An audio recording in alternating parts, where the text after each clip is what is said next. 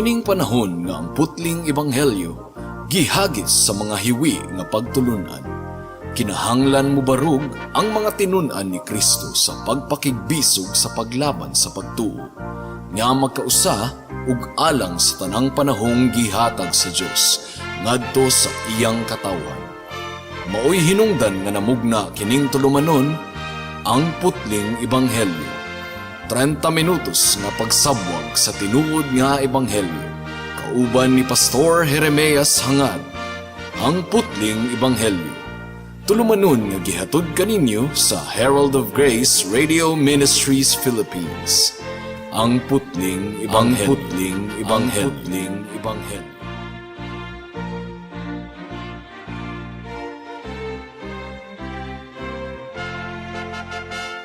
Alang sa pagpamalandong sa pulong sa Ginoo ning takna sa kahaponon, atong ablihon ang atong Biblia sa Marcos Kapitulo 6, versikulo 47 hangtod sa 56. Ug maayong hapon once again sa akong 93-year-old nga lulo nga si Isabelo Lauris Sr. Maayong hapon kanimo, Lo.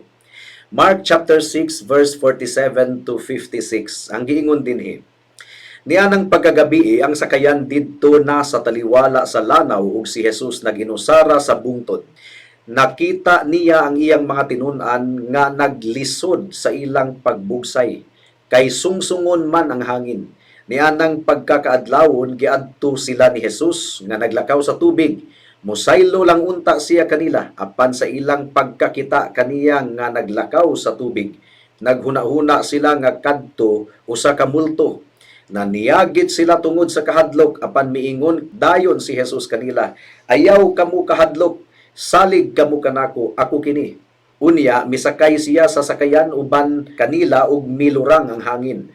Nahibulong pag-ayo ang iyang mga tinun-an ug naglibog sila sa nahitabo. Wala sila makasabot sa kahulugan sa milagro sa pan ug ang ilang hunahuna wala gayud makatugkad ni adto. Mitabok sila sa lanaw ug midunggo sa Ginisaret ug gihigot nila ang sakayan. Sa pagkawas na nila nailhan dayon si Jesus sa mga tawo, busa nanagan sila ngadto sa kasilinganan. Bisan asa nila madunggan nga atua si Jesus, dad-on nila ngadto kaniya ang mga masakiton nga naghigda sa ilang mga higdaanan. Bisan asa si Jesus moadto sa kabalangayan ba, sa kalungsuran o sa kaumahan, adto gayon sa merkado dad-on sa mga tawo ang ilang mga masakiton. Nagpakiluoy sila nga ang ilang masakiton pahikapon bisan lamang sa sidsid sa iyang bisti. Ug nangaayo ang tanan nga nakahikap kaniya. May the Lord bless the reading and meditation of His Word this afternoon. Sa versikulo 37 hangtod sa 44 mga kaigalaan, atong mabasa nga gipakaon ni Kristo ang 5,000 ka mga katawhan, wala pay labot ang mga babae ug mga bata. Ug gikan sila sa nagkalain-laing mga dapit, ug wala gayon sila tindahan nga mapalitan alang sa ilang pagkaon. Ug human nakakita sila og bata nga adunay 5 ka pan ug 2 ka isda. Ug human gipasalamatan sa Ginoo kadtong pan ug isda gi-multiply, gipadaghan sa Ginoo ug ang tanan nakakaon og dunay 12 ka basket sa mga sobra nga ilang natigom. Ug human nga gipakaon ni Kristo ang 5,000 ka mga katawhan, iyang gipugos pagpatabok ang iyang mga disipulo ngadto sa laing bahin sa dagat sa Galilea. Ug sa ilang pagtabok sa lawa sa Galilea, pila na ka oras nga nagbugsay ang iyang mga tinun-an gumikan kay sungsungon man ang hangin. Aron lamang makatabok, galisod gayud sila.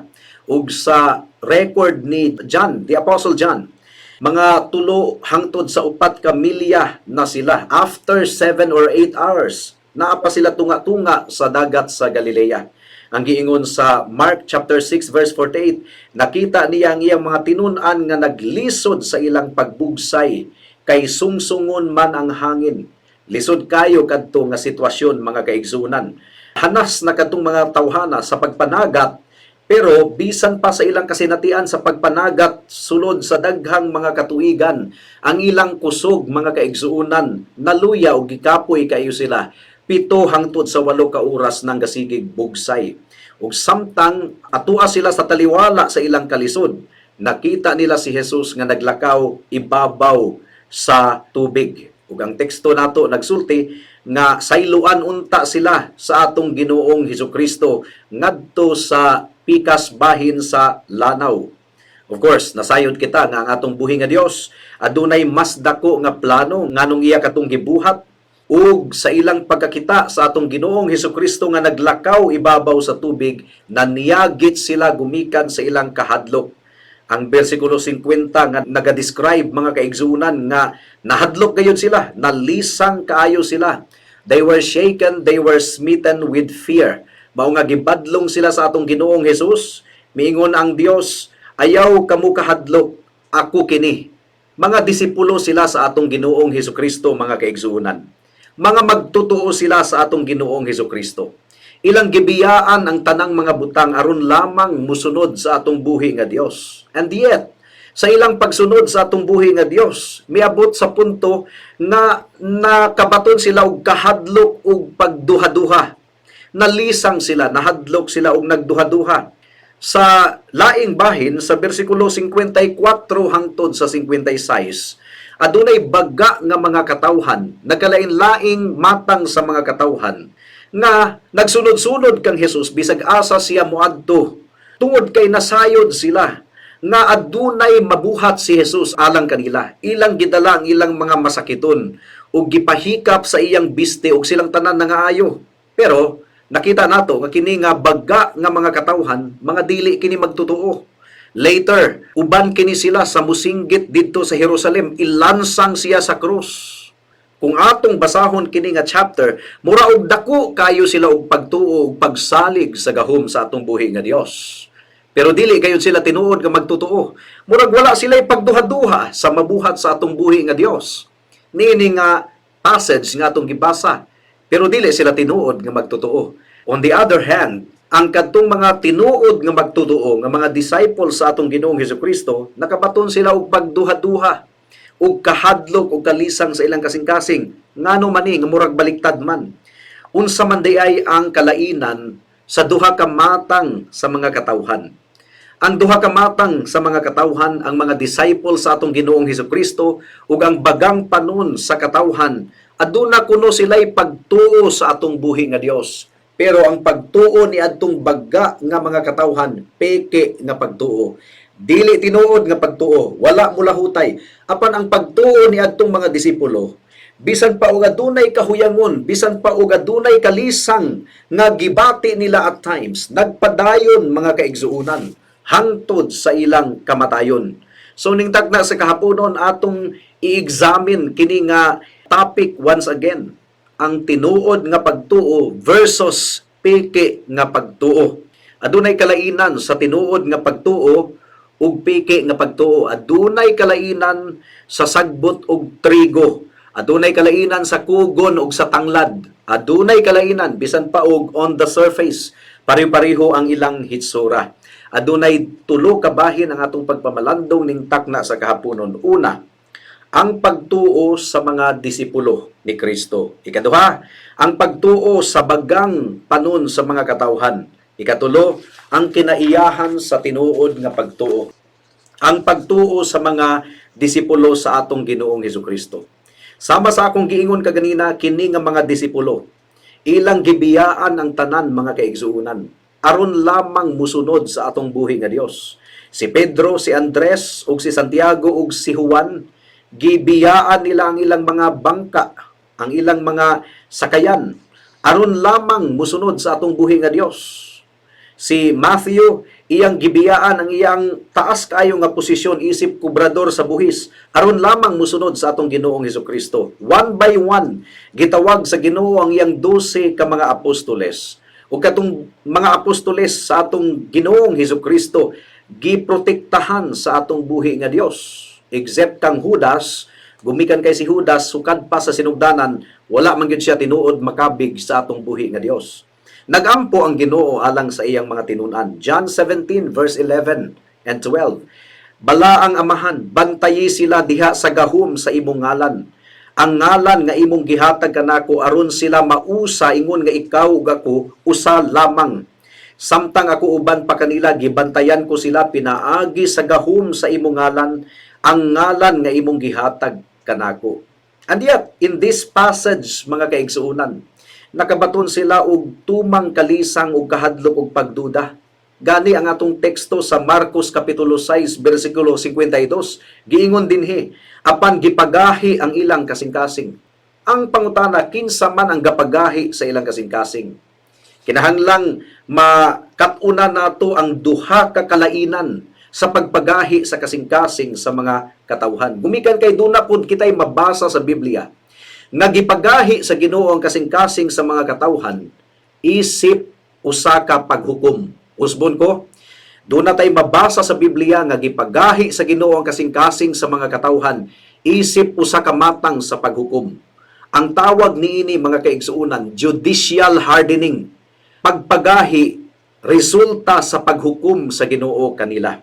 Gumikan kay sulod sa dugayng katuigan, gipagahi nila ang ilang kasing-kasing, gihukman na hinuon sila sa Ginoo ug misamot na hinuon og kagahi ang ilang kasing-kasing. Gipagahi na hinuon sa Ginoo. They've been hardening their hearts for so long, and now God hardens their heart as a form of judgment, judicial abandonment or judicial hardening. Ang example niini mga kaigsuunan, ang gahi nga kasing-kasing ni Faraon, hari sa Ehipto. Sa Exodus Kapitulo 7, versikulo 13 hangtod sa 14. Ang giingon diri, nagmagahi ang kasing-kasing ni Faraon, ug wala gayud siya mamati kang Moises ug kang Aaron sumala sa gisulti sa Ginoo. Unya ang Ginoo miingon kang Moises, gahi ang kasing-kasing ni Faraon ug dili niya palakton ang mga tawo. So gipagahi ni Faraon ang iyang kasing-kasing. Exodus 8:15, sa pagkakita sa hari nga naarang-arang na ang ilang kahimtang, gipagahi niya ang iyang kasing-kasing ug wala na mamati kang Moises ug kang Aaron sama sa gipasidaan sa Ginoo. Exodus chapter 8 verse 32, apan gipagahi pag-usab sa hari ang iyang kasing-kasing ug wala niya palakta ang mga tao. So, gipagahi kanunay ni Faraon ang iyang kasing-kasing. Busa gihukman siya sa Ginoo sa Exodus 9:12. Ang Ginoo na mismo ang nagpagahi sa kasing-kasing ni Faraon. Apan gipagahi sa Ginoo ang kasing-kasing sa hari ug wala niya palakta ang katawhan sama sa gipasidaan sa Ginoo kang Moises.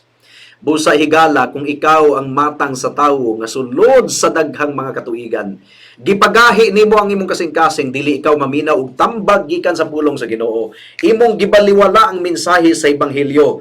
Hadlok mga kaigsuunan kay basin ug moabot ang takna nga pagahion na gayon og samot sa Ginoo ang imong kasing-kasing isip paghukom niya kanimo nga nagpagahi sa imong kasing-kasing sulod sa daghang mga katuigan. Those who continue in unbelief, moabot ang panahon nga mas palibugon pa sila sa Dios ug mas mugahi pa ang ilang kasing-kasing. Dili kini komedya mga kaigsuunan. Ang giingon sa ikaduhang Tesalonica Kapitulo 2, versikulo 10 hangtod sa 12. Gamito niya ang tanang paagi aron malimbungan ang mga laglagunon. Pagalaglagon sila kay wala man nila dawata og higugmaa ang kamatuoran. Kung gibuhat pa nila kini, maluwas unta sila. Tungod niini gipadad-an sila sa Dios og dakong kalibog. Aron mutuo sila sa bakak ug aron kasilutan ang tanan nga wala mutuo sa kamatuoran apan nagpatuyang hinuon sa pagpakasala. Nakuha ninyo mga kaigsuunan? Nakita ninyo? Hadlok di ay kaayo ang usa ka tawo nga nagpadayon sa pagpagahi sa iyang kasing-kasing kay moabot ang takna nga ang Dios na gayud mismo ang musamot sa pagpagahi sa ilang kasing-kasing ug wala nay paglaom pa. Higala na sayod ikaw nga ang imong dalan layo ug sukwahi sa kabubuton sa Ginoo. Nasayod ikaw nga ang imong gialagaran dili ang Dios kundi si Satanas. Paghinulsol higala, undangi sa pagpagahi ang imong kasing-kasing ug hunahuna ug dangop kang Kristo uban sa dakong pagpaubos. Kay basin ug moabot kanimo kining warning sa Biblia nga ang nagmagahi isamot sa pagpagahi sa atong buhi nga Dios sa ilang kasing-kasing. Well, alang sa mga katawhan sa Ginoo, may mga times nga mugahi usab ang kasing-kasing apan hampakon sila sa Dios aron sila maghinulsol. Ang giingon sa ikaduhang Tesalonica Kapitulo 2 versikulo 13, Ang mga piniling katawhan sa Dios iya gayon nga pagagiyahan. Mga igsuon, angay kaming magpasalamat kanunay ngadto sa Dios tungod kaninyo nga gihigugma sa Ginoo kay gipili kamo sa Dios sukad pa sa sinugdan aron maluwas pinaagi sa gahom sa espiritu ug pinaagi usab sa inyong pagtuo sa kamatuoran aron mahimo kamong balaang katawhan sa Dios. So, kinsa man ang gapagahi sa kasing-kasing ni adtong mga disipulo ni Kristo. Nganong nalisang man sila o nganong gaduha-duha man sila. Sila ang nagpagahi sa ilang kasing-kasing. Ayon na lang gani, ang grasya sa Ginoo nag-remind kanila, ayaw kamo kahadlok, ako kini. Gipagahi nila ang ilang kasing-kasing. Nasaksihan nila ang milagro sa pagpadaghan ni Kristo sa tinapay. Napakaon ang 5,000, wala pa'y labot ang mga bata o mga kababaihan. Nasaksihan nilang milagro, and yet, gaduha-duha gihapon sila kang Kristo. So, sa may tawag niya na, gipagahi nilang ilang kasing-kasing.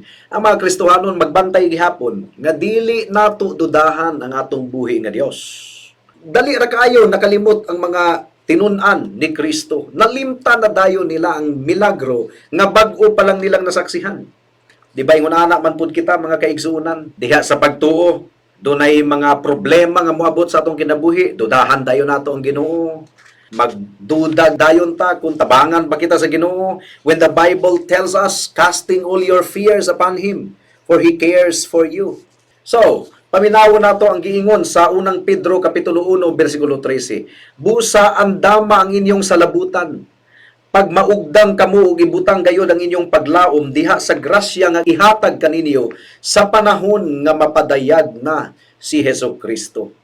So, unsa may explanation sa pagkamadudahon sa kasing-kasing sa mga tinun-an sa atong Ginoong Hesukristo? Ang tinuod nga pagtuo, duna di gihapoy pagduha-duha at times kung dili magbantay. Saving faith. Posible di ay nga huyang gihapon nga pagtuo. Pero, pwede kitang makabaton og tinuod nga pagtuo.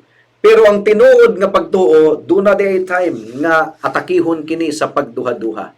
We can have an absolute confidence nga giluwas kita pinaagi sa dugo sa atong Ginoong Hesukristo.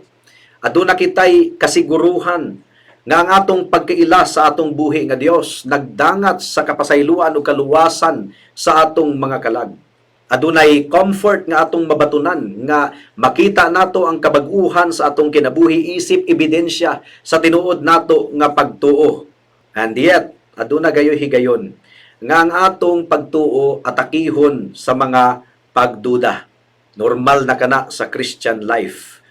Ang bata nga gatuon pa sa paglakaw, aduna gayoy panahon nga madagma kanang bataa or matumba. In the same way, ang mga tinuod nga Kristohanon, ilabi na kung bata pa nga Kristohanon, dili pa hamtong ang ilang pagtuo, pero tinuod nga pagtuo, pero huyang nga pagtuo, duna di ay mga times nga tugkan og pagduda ang ilang kasing-kasing ug ang kaayo sa Ginoo mao ang magpreserbar kanila ug magpalig-on kanila ug maghatag kanila og tinuod nga paghinulsol ug pagpanumbalik sa atong buhi nga Dios. Matod pa ni Thomas Watson, true faith is at first nothing but an embryo.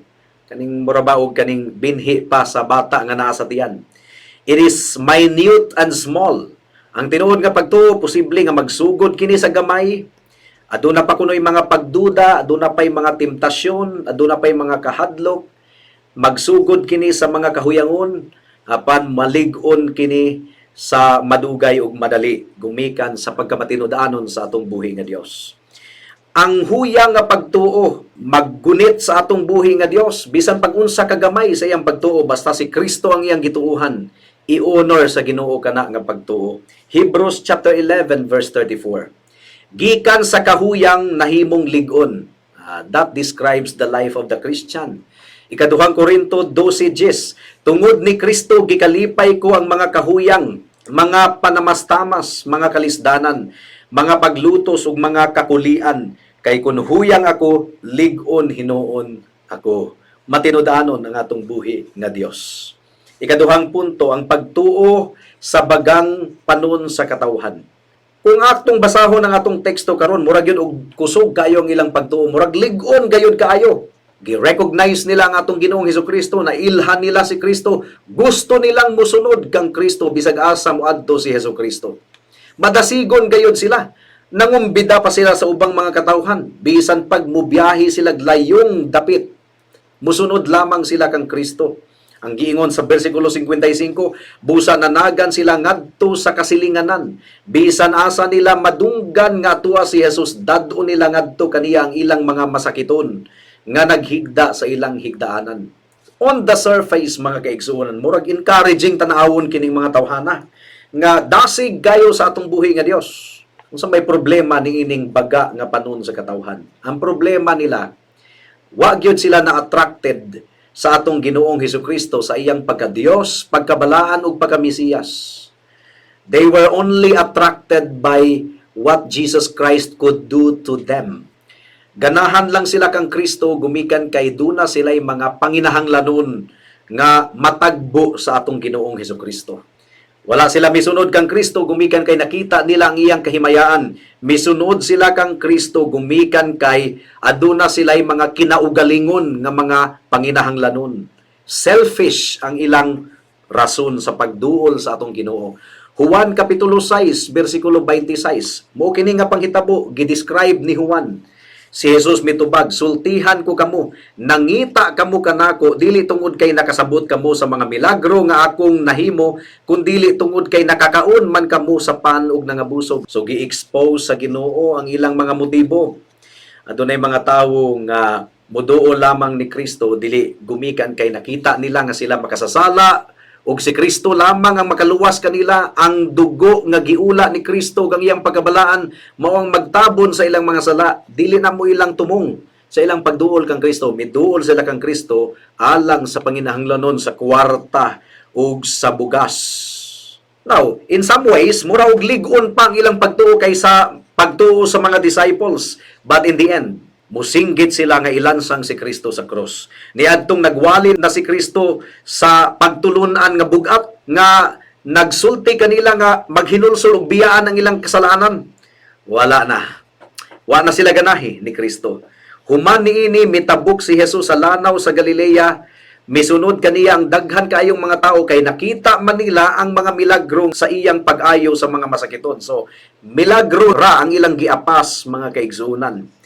Pero niadtong nagsulti na si Jesus nga kinahanglan talikdan ang sala aron musunod kaniya, unsay giingon sa bersikulo 66, tungod niini daghan sa mga tinun-an ni Jesus ang mibiya ug wala na gayud mukuyog kaniya. And again, nakita nato kini sa John chapter 8 verse 30 hangtod sa 32.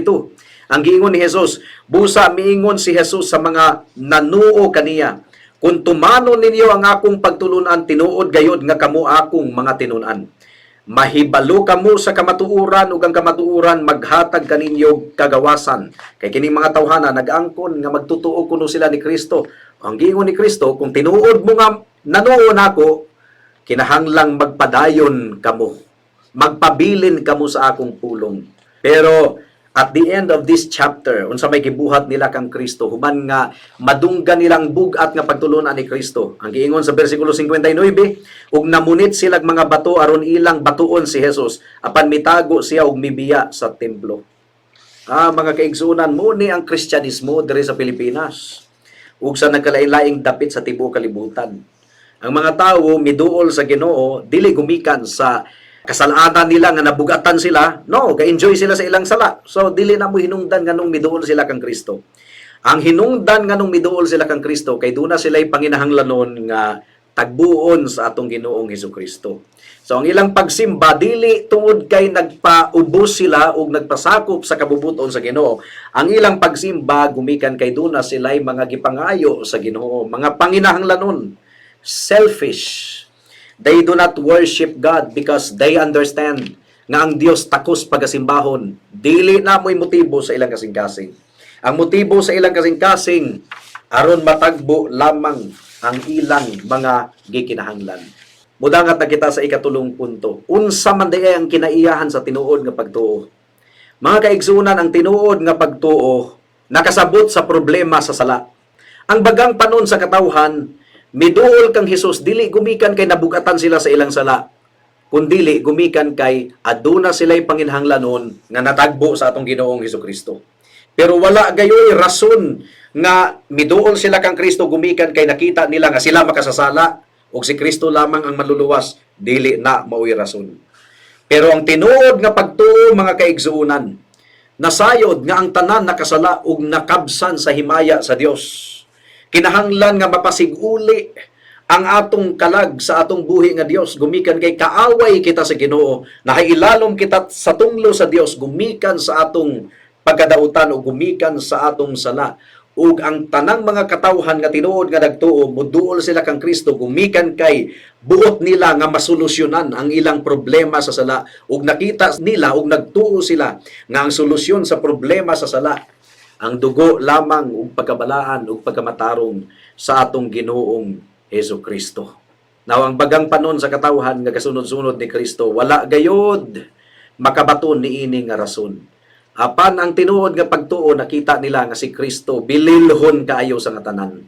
Paminawan ninyo ang gitubag ni Pedro, gumikan kay mitalikod naman ni Kristo ang bagang mga katawhan. Ang giingon ni Kristo, tungod niini daghan sa mga tinun-an ni Jesus ang mibiya ug wala na gayud mukuyog kaniya. Busa miingon siya sa 12 ka tinun-an, ug kamo mubiya ba usab kamo kanako? Si Simon Pedro mitubag kaniya, Ginoo, kinsa may among kapaingnan? Anaa kanimo ang pulong nga naghatag og kinabuhing walay katapusan. Nagtuo kami og nasayod nga ikaw mao ang balaan nga mianhi gikan sa Dios. You see, ang tinuod nga panginahanglanon nga nakita ni Pedro, kinabuhing walay katapusan. Nasayod si Pedro nga siya makasasala ug ang kinabuhing walay katapusan dili niya mabatunan sa iyang pagkabuutan kundi sa pagkamatarong ug dugo sa atong Ginoong Hesukristo. Christianity is about finding the greatest treasure of all, bililhon nga kabtangan, ang kaluwasan gikan sa atong Ginoong Hesukristo. Kining mga baga nga panon sa katawhan, musinggit sila, ilansang si Kristo dito sa cross. Nakita nato na ni adtong miaging semana, dasig sila sa mubo nga higayon.